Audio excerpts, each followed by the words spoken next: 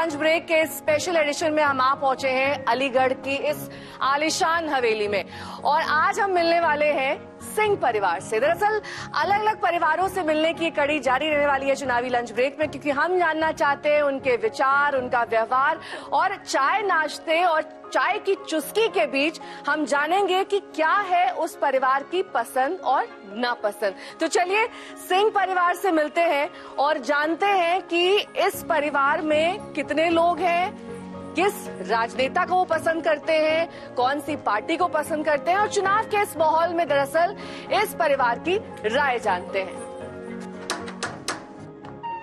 नमस्ते, कैसे हैं आप सिंह साहब? बहुत बढ़िया। और आज आप अपने परिवार से मिलाने वाले हैं।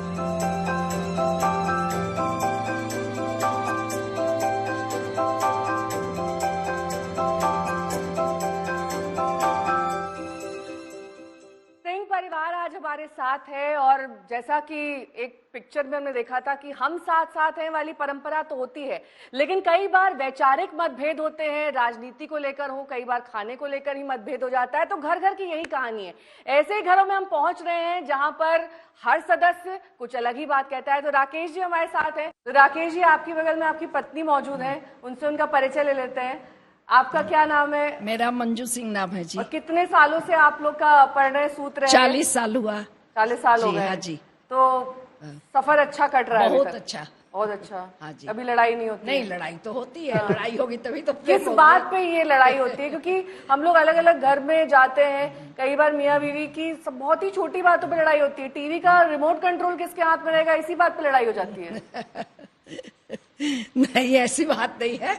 किसी की हर छोटी छोटी बातों पर, किसी चीज पर हो जाती है। कभी पॉलिटिक्स के बारे में भी हो जाती है। भाई मैं तो मोदी जी के फेवर की हूँ, क्योंकि मोदी जी ने बहुत अच्छा किया है।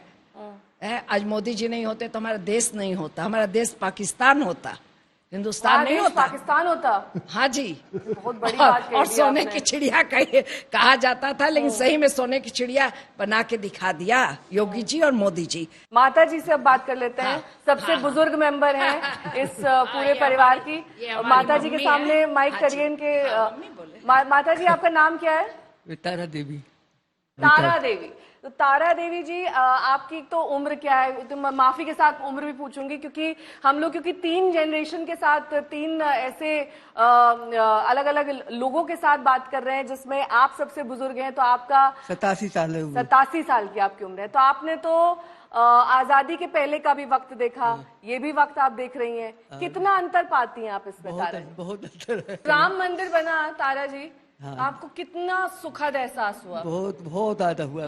मैं वही क्यों। आप अयोध्या की हैं, चलिए ये भी बहुत अच्छी बात है। तो आपने तो टेंट में राम लला को देखा और अब इतने भव्य मंदिर में देख रही हैं। अब तो नहीं देख पाऊंगी, अब तो जाने लायक नहीं हूँ मैं, लेकिन हाँ नहीं, आप टीवी पे तो देखा होगा। जिस दिन रामलला की अभी देखा पूरा देश देख रहा था, करोड़ों लोग देख रहे थे उस प्राण प्रतिष्ठा। तो आपको लगा था कभी टेंट से ऐसे इतना बड़ा मंदिर बन पाएगा?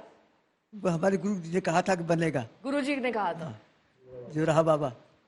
और मोदी जी ने भी कहा, आपके गुरुजी ने कहा। हाँ, मोदी जी ने बाद में कहा हो तो बहुत पहले कह चुके थे। बहुत वर्ष लग गए, लेकिन टेंट से इधर बिल्कुल बहुत वर्ष लगे मंदिर तक पहुंचने में। हाँ। चलिए आपका परिचय ले लेते हैं। आपका नाम? गायत्री। गायत्री। गायत्री, आप क्या करती हैं? ग्रेजुएशन साइकोलॉजी में AMU से। अच्छा, अभी आप ग्रेजुएशन ही कर रही हैं। अलीगढ़ मुस्लिम यूनिवर्सिटी, वहाँ मेरा जाना हुआ है पहले। क्योंकि गायत्री, युवाओं का जो पूरा परिपेक्ष होता है, जो आसपास का एनवायरनमेंट होता है और जिस तरह से वो लोग बातचीत करते हैं, उसमें कई बार राजनीति तो नहीं आती है, लेकिन उनसे जुड़े मुद्दे जरूर होते हैं। और युवाओं से जुड़ा हुआ सबसे अहम मुद्दा रोजगार का होता है। आपने देखा है कि कहीं भी आप जाइए, सारे युवा कहते हैं कि हम कॉलेज पास आउट करेंगे, पोस्ट ग्रेजुएट करेंगे, तो उसके बाद जॉब कहाँ मिलेगी? आपको लगता है कि AMU से पास आउट करके या फिर किसी भी यहाँ पर कॉलेज से पास आउट करके अलीगढ़ में जॉब लग जाती है? नहीं, ऐसा नहीं है। लेकिन ड्रॉबैक जो है वो दोनों साइड से है। आज जो यूथ, मुझे ऐसा लगता है कि मेरी एज के जो भी बच्चे वगैरह हैं, 70 to 80% लोगों को बेसिक चीज़ें नहीं आती हैं। तो मुझे लगता है कि एलिजिबिलिटी, बेसिक चीज़ों से मेरा मतलब ये है कि नॉर्मल एक ईमेल से फाइल अटैच करना बच्चों को नहीं आता है। एक्सेल में फॉर्मूलाज ऐड करना नहीं आता है, तो वो चीज़ जब तक आपको बेसिक नहीं आएगी तो आपको एम्प्लॉयमेंट कैसे मिलेगा? तो ये शिक्षा में कमी है या उनकी व्यक्तिगत कमी है? ये उनकी इंडिविजुअल ड्रॉबैक भी है, और ये जो बेसिक चीज़ें हैं मुझे ऐसा लगता है कि ये कॉलेज में भी, एजुकेशन में भी प्रोवाइड करानी चाहिए बच्चों को। आपका परिचय दीजिए। मेरा नाम राजेश्वरी है और मैं अलीगढ़ के एक प्रतिष्ठित स्कूल में टीचर हूँ। टीचर हैं आप? तो आप जब बच्चों को पढ़ाती हैं और उनसे पूछती हैं कि उनको अपना शहर, अपने आसपास जो लोग हैं उनसे, क्योंकि आजकल के बच्चे समझते हैं कि उनको ज्यादा कुछ सीखने की जरूरत नहीं है, सब कुछ उनके मोबाइल पर या फिर इंटरनेट के माध्यम से उपलब्ध है, और शिक्षा भी एक तरीके से पूरा ऑनलाइन हो गई है। तो आपको लगता है कि वो रिस्पेक्ट अब टीचर्स के लिए या फिर पढ़ाई के प्रति या फिर किताबों के प्रति रह गई है? वो चीज़ हमें उन बच्चों के अंदर पैदा करनी पड़ती है, जगानी पड़ती है कि हमें उन्हें दिखाना पड़ता है कि सिर्फ इंटरनेट के बेस पे ही आप पढ़ाई नहीं कर सकते हैं। टीचर की क्या ज़रूरत है, वो टीचर को खुद बनानी पड़ती है। बच्चों की लाइफ में जो एक इम्पोर्टेंस है अपनी, वो आप अपनी कैपेबिलिटी से बना सकते हो। बच्चों को ये रियलाइज़ कराना कि सिर्फ सब कुछ इंटरनेट पे अवेलेबल नहीं है, बहुत सी चीज़ें, मोरल वैल्यूज़ हैं, ये सब चीज़ें हम टीचर ही सिखा सकते हैं। तो सबसे बड़ा चैलेंज क्या आता है एक टीचर के तौर पर? यही आता है कि बच्चे हमें सुनना चाहते नहीं है, वो सोचते हैं कि हर चीज अवेलेबल है नेट पे तो हम देख लें, लेकिन वही चीज हमें उन्हें यही चीज सिखानी है कि टीचर्स की जरूरत कहाँ पर है, वही टीचर्स उन्हें सिखा सकते हैं। चलिए आपका इंट्रोडक्शन ले लेते हैं। आपका क्या नाम है और आप क्या करती हैं? मेरा नाम शुभा हुआ। हाँ। और मैं एज ए रिसर्च कंसल्टेंट काम कर रही हूँ MIT के साथ, और साथ में PhD भी कर रही हूँ। दोनों चीजें कर रही हैं आप, मतलब जॉब प्लस पढ़ाई। तो ये कितना बड़ा चैलेंज है आपके लिए दोनों कर पाना? चैलेंज है, बट फैमिली का सपोर्ट रहा है, इंकरेजमेंट रहा है, तो। और आप कहाँ से आती हैं? मतलब आपका जन्म कहाँ पर हुआ? मेरा जन्म बिहार का है। बिहार का है? हाँ, बिहार से सीधे अलीगढ़ ट्रांसफर हो गई हैं आप, तो मतलब बहुत बड़ा कॉन्ट्रास्ट नहीं हो गया? हाँ, बिल्कुल। लोग कहते हैं कि यूपी बिहार साथ में नाम लेते हैं, बट कल्चरली बहुत अलग है ना, बहुत ज्यादा अलग है। और वहाँ की जो आप पॉलिटिक्स देखती हैं, वहाँ जो इधर से उधर शिफ्टिंग चलती है, कोई कभी किसी पार्टी से जुड़ जाता है, कोई कहीं, हालांकि वो अब अलग अलग राज्यों में हो ही रहा है, लेकिन बिहार के परिप्रेक्ष्य में बड़ा होना और उत्तर प्रदेश में यहाँ पर आकर रहना और पढ़ाई करना, कितना अंतर है? क्योंकि स्कूलिंग तो आपने बिहार से करी होगी और अब स्नातक और ये PhD आप यहाँ से कर रही हैं, जॉब यहाँ पर कर रही हैं। नहीं, डिफरेंट, काफी डिफरेंट है। और हम बोलेंगे कि यहाँ की पॉलिटिक्स अभी हम समझ रहे हैं। इस बार पहली बार यहाँ पर हम वोट भी देंगे। पटना में वोट डालने जाती थी और अब जब यहाँ जाएंगी तो आपका हो सकता है कि थोड़ा सा एक्सपीरियंस भी अलग होने वाला है, क्योंकि जब पटना में लड़कियां वोट डालने जाती हैं तो एक बड़ी बात होती है, या ये माइंड से 20 साल पहले की बात कर रही हैं। 20 साल पहले की बात कर रहे हैं। हाँ जी, बिल्कुल। पटना में अब ऐसा नहीं है, गांव में भी लड़कियां और महिलाएं भारी मात्रा में वोट करने जाते हैं, और वो उसको वोट बेचने वाला जो एक कल्चर का जो वहाँ पर काफी लोग हाईलाइट करते हैं, वैसा नहीं है। लोग उसको एज अ राइट देखते हैं और उस राइट को वो एक्सरसाइज करते हैं। तो अब पटना में नए नए इंस्टीट्यूट्स और कॉलेजेस खुल रहे हैं? खुल रहे हैं, पटना में भी खुल रहा है, IIT भी वहाँ पर है जो कि बढ़िया कर रहा है, प्लेसमेंट्स वहाँ पर अच्छे हैं, निफ्ट का भी खुला है, और अलग अलग इंस्टीट्यूट्स भी आ रहे हैं। लेकिन पटना की ट्रेजेडी वही है कि वहाँ से बाहर निकल करके, और बिहार की ट्रेजेडी यही है कि वहाँ से बाहर निकल करके लोग ज्यादा निखरते हैं। अगर वहाँ PhD करना पड़ता तो कैसा रहता? कॉन्टेक्स्ट PhD बिहार पे ही है, लेकिन कर मुंबई से रहे हैं, तो नॉलेज क्रिएशन बिहार के बारे में ट्रायंगल बन गया है ऐसे एकदम, Maharashtra, Bihar, Uttar Pradesh. Truly in Indian, truly in Indian, मतलब पूरा पैन इंडिया कवर कर लेंगे आप। चलिए आपका परिचय ले लेते हैं। मेरा नाम गुरु रत्नम है और मैं NGO सेक्टर में काम करता हूँ, सरकार के साथ काफी टाइम से, 5-6 साल से अलग अलग लेवल पे काम किया है, जिले स्तर पे काम किया है। अभी क्या काम है ये? अभी मैं अर्बन गवर्नेंस के ऊपर, प्रॉपर्टी टैक्स रिफॉर्म और इसके ऊपर सरकार के साथ ministry of housing and urban affairs में मदद कर रहा हूँ। मदद कर रहे हैं, तो थोड़ा सा सिंप्लीफाई हुआ है ये, या और कॉम्प्लिकेट हो गया ये प्रोसेस? थोड़ा सा कॉम्प्लिकेट हुआ है प्रोसेस, और टेक्नोलॉजी का इंटीग्रेशन काफ़ी ज़्यादा सरकार पूरे इसमें कर रही है, सिस्टम में कर रही है। और जिस तरीके से हम शहरों का सिस्टम देख रहे हैं, गवर्नेंस का या पब्लिक फाइनेंस का, वो काफ़ी ज़्यादा कॉम्प्लेक्स था। उसको किस तरीके से स्ट्रीमलाइन किया जाए, वो सरकार की बहुत ज़्यादा मुहिम और पहल रही है, जिसमें काफी बदलाव पिछले 3 से 5 सालों में देखने को मिला है। जो हम लोग इधर सरकार की मदद करें तो काफी बदलाव आया है कि शहर किस तरीके से अपने बजट को और फाइनेंशियल स्टेटमेंट को पब्लिक डोमेन में लेके आ रहे हैं और मतलब भागीदारी हो रही है, ट्रांसपेरेंसी काफी ज्यादा आप बढ़ ये गई इसलिए कह रहे हैं कि आप सरकारी संस्था से जुड़े हैं या एक्चुअल में ऐसा हुआ है? क्योंकि हम देख रहे हैं एविडेंसेस जो पैदा हो रहे हैं कि सब नगर निगमों की वेबसाइट बन रही हैं, उनके अकाउंटिंग सिस्टम सब टेक्नोलॉजी बेस्ड हो गए, ERP बेस्ड हो रहे हैं और वो अपने पूरे फाइनेंशियल स्टेटमेंट पब्लिक डोमेन में दे रहे हैं, तो कोई भी देख सकता है उसको कि मेरे शहर में कितना खर्चा हो रहा है। आप अपना परिचय दीजिए सर। मैं कुंवर उमेश कुमार सिंह, मेरा गांव बिरपुरा है और मैं एक यहाँ से फार्मर, कितनी दूर है ये? मेरा फार्मर में यहाँ आप बैठी हैं, अच्छा, यही मेरा अपना यहीं पर पैतृक घर है। तो मुख्य तौर पर आप किसान हैं? मुख्य तौर पे मैं किसान भी हूँ, बिजनेसमैन भी हूँ। वैसे एक बात बताइए, क्योंकि आप किसान हैं और अभी हाल में हमने बहुत सारे किसान आंदोलन भी देखे, वो हर लिहाज से लोगों ने उसको कहा कि इस तरह सड़क पर किसानों को नहीं उतरना चाहिए आंदोलन के लिए, और भी बातचीत के तरीके हो सकते थे। आपको क्या लगा उस किसान आंदोलन में? मुझे ये लगा कि ये प्रायोजित था, किसानों का आंदोलन नहीं था, क्योंकि जो बड़े बड़े फार्मर्स हैं जो कि बिजनेसमैन भी हैं, पंजाब के, गुजरात के, वहाँ के, ये उनके द्वारा प्रायोजित था। उत्तर प्रदेश का, बिहार का किसान कोई भी उसमें सम्मिलित नहीं हुआ, क्योंकि इधर इलाके से गए? हमारे यहाँ से किसान कोई नहीं गया। हमारे यहाँ सिर्फ एक ही विलंबना है कि हमारे यहाँ शुगर फैक्ट्री थी साथा, उसको वो कोऑपरेटिव सोसाइटी थी सोसाइटी की, उसको आज खत्म कर दिया सरकार ने, वो चल नहीं पाती। उस चक्कर में यहाँ के किसान परेशान है। अगर यहाँ शुगर फैक्ट्री व्यवस्था हो जाए तो यहाँ का किसान भी पंजाब के किसान से खुशहाल रहेगा। राजीव जी, आप भी यही मानते हैं? वैसे तो ये ऐसा होता है कि हम ये सोचते हैं कि कोई कैंडिडेट जो हमारा जनप्रतिनिधि है तो हमारे हित के लिए कार्य करे, परंतु जो अब वर्तमान में जो हमारा सांसद है, जो पहली बार तो मोदी लहर में जीत गया, दोबारा इसका विरोध हुआ, परंतु कहा गया हाईकमान की तरफ से कि अब ये इनसे गलतियां जो हुई हैं वो नहीं करेंगे। परंतु हमारी एक विडंबना है कि एक बार हम किसी को इलेक्ट कर दें तो 5 साल तक हम उसको नहीं हटा सकते।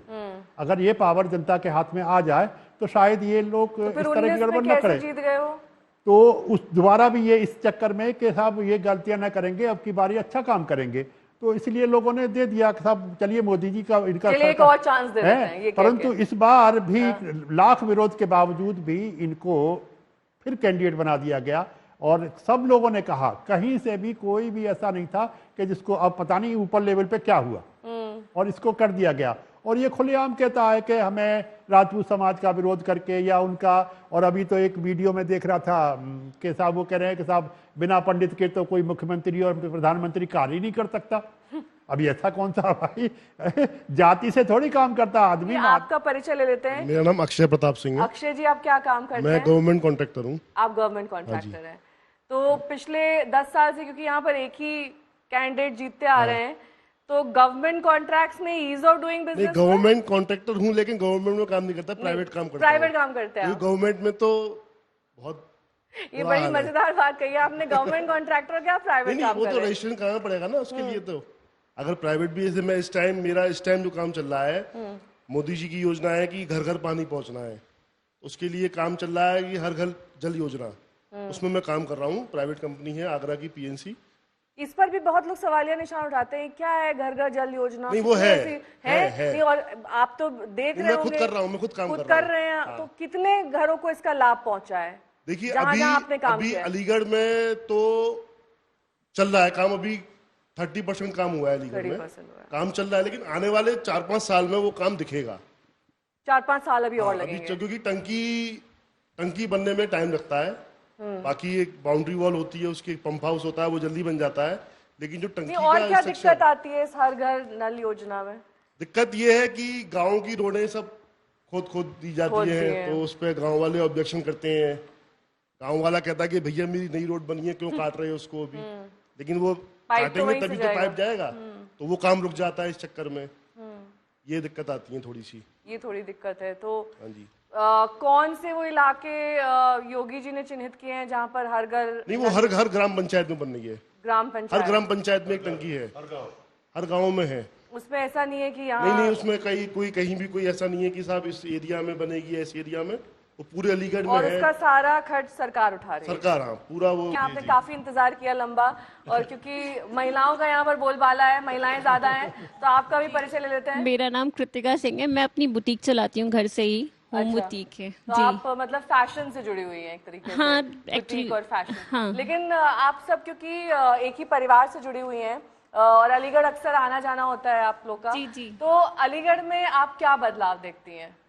अलीगढ़ में मुझे तो ऐसा कुछ नहीं दिखा। नहीं दिखता मैं है। हाँ, मेरी शादी को 8 साल हो गए, मुझे तो वैसे Same का दिख वैसे रहा ही है सेम। एकदम। हाँ, बस इंफ्रास्ट्रक्चर हुआ है, मतलब मॉल्स वगैरह ये सब हो गए हैं। और अच्छा, तो बड़ा है थोड़ा, मतलब हाँ, थोड़ा advance हुआ है। एडवांस हुआ है बस। आपका परिचय दीजिए please। मेरा नाम गौतम सिद्धार्थ सिंह है। मैं अभी ग्रेजुएशन कर रहा हूँ, लॉ की डिग्री मेरी अभी चल रही है Law की एमिटी degree कर रहे हैं। यूनिवर्सिटी नोएडा से जी। तो ये क्योंकि आप लॉ की डिग्री कर रहे हैं, और बड़ा ही एक रोचक सवाल इन दिनों है कि अगर मोदी सरकार आएगी तो देश का संविधान बदल जाएगा। आपको लगता है ऐसा संभव हो सकता है? देखिए- अगर मेजोरिटी से भी आती है, मान लीजिए 400 पार का वो दावा कर रहे हैं, तो किसी पार्टी में ये कैपेबिलिटी या ये पावर हो सकती है कि देश का संविधान बदल दे? देखिए, परिवर्तन तो कर सकते हैं, लेकिन उसकी सुरक्षा करने के लिए अभी सुप्रीम कोर्ट बैठा है, तो इतनी आसानी उनका से तो intervention जी है। जी काफी बार इंटरवेंशन हुआ है, तो ऐसे नहीं। ऐसे जैसे पार्टियां देखिए, इंटरवेंशन तो मान ही नहीं, कह रहे हैं कि अगर भाई आ गए, और ये देखिए अभी से कह रहे हैं कि हम संविधान जो है जी, पूरा डर है, मतलब हमें जी, कि देखिए, संविधान बदल- बेसिक स्ट्रक्चर डॉक्ट्रिन एक कॉन्सेप्ट होता है जो सुप्रीम कोर्ट ने इजाद किया है। तो कुछ ऐसे कॉन्सेप्ट्स हैं जो सुप्रीम कोर्ट ही डिफाइन करेगा कि आप किस इसमें परिवर्तन नहीं कर सकते। ये एक एसेंस बताता है हमारे संविधान का कि ये इसी बेसिस पे चल रहा है। अगर आप इसे ही बदल देंगे तो वो कैसे आगे बढ़ेगा। यहाँ पर महिलाएं सुरक्षित महसूस करती हैं, एक पर्टिकुलर टाइम के बाद घर से बाहर निकलने में सकुचाती हैं, क्या माहौल हाँ, है? थोड़ा हेजिटेशन तो लगता ही है, वो तो Hesitation हर है। जगह ही लगता है, मेरे को लगता है। आपको यहाँ जब भी आप आती हैं क्या हेजिटेशन लगता है, या क्या डर लगता है ऐसा कि मतलब, या खुला स्वच्छ माहौल है, कुछ भी नहीं, कोई क्राइम नहीं है? ऑनेस्टली अलीगढ़ में अकेला कभी मेरा ऐसा जा घूमना ही नहीं हुआ नहीं। पति जी साथ जाते हैं हमेशा? हाँ, क्योंकि फैमिली से मिलने ही मिलने जा आते रहे हैं। हैं, उसके अलावा अलीगढ़ जाना, मेरा वीरपुरा में ज्यादा रहना होता है, अलीगढ़ उतना ज्यादा जाना नहीं। मैं जाती रहती हूँ आप जाती अलीगढ़ हैं? में। हाँ, आप काम के हाँ हाँ हाँ, aspect मैं से? जाती तो रहती आपको हूँ। क्या, जब आप निकलती हैं तो आप पता नहीं क्यों वो डर लग रहा था। वो मैं गई PCR थी। वैन्स वगैरह जिसका दावा योगी जी करते हैं कि वो हर जगह हेल्पलाइन वाली, वो दिखती हैं आपको? जी नहीं, हाँ, वो कभी कभी मैं इक्का एक्चुअली दुक्का। उतना हाँ, तो मैं एक बार मैं इंसिडेंट बताना चाहती हूँ। मैं गई थी अमीनिशा, और ये रमजान का टाइम था, उस टाइम पे गई थी। मुझे वहाँ पूरी लेडीज मार्केट है, उसके बाद भी मुझे अंदर से बहुत डर लग रहा था वहाँ जाने में ही। और शाम के टाइम, जैसे शाम होती है तो कभी हम बाहर रहते हैं, तो मेरी मम्मी का तुम बाहर हो इतनी रात तक क्या कर रही हो, मतलब अलीगढ़ सेफ नहीं है। ये common सबके मतलब माइंडसेट है ये mindset कि है। इधर का एरिया सेफ नहीं है रात राजीव में। जी, इस बार जो है किस ग्राउंड्स पर वोट डलेंगे अलीगढ़ में? कास्ट के ग्राउंड पर वोट डलेगा, काम के ग्राउंड पर वोट डलेगा, पार्टी सिंबल के, या फिर अपने स्वयं के नाम पर? इस बार यहाँ तो लग रहा है कि स्वयं के नाम पर ही ज़्यादा हो रहा है इलेक्शन, क्योंकि न तो पार्टी का इसलिए नहीं है क्योंकि जो हमारा वर्तमान सांसद है वो बीजेपी से है, उसका विरोध ज़्यादा है, तो इसीलिए। और दूसरा जो और सपा के और बीएसपी के जो कैंडिडेट हैं तो वो भी अपने व्यक्तिगत उस पर ही ले रहे हैं, न कि कोई उनके बड़े लीडर का या कोई उसका कोई असर है या कोई उनका फेवर कर रहा है या उसके नाम पे दे रहा है यहाँ पर वोट। और जहाँ तक अब की बार एक पहला बार ऐसा हुआ जहाँ की कोई मुस्लिम कैंडिडेट यहाँ नहीं है। नहीं है, पहली बार ऐसा हुआ है? नहीं, पहली बार क्या, इस बार कई बार और भी हो चुका है, परंतु इस मुस्लिम कैंडिडेट न होने की वजह से भी जो मुस्लिम वोटर है वो थोड़ा कंफ्यूज्ड है बिटवीन सपा एंड बीएसपी।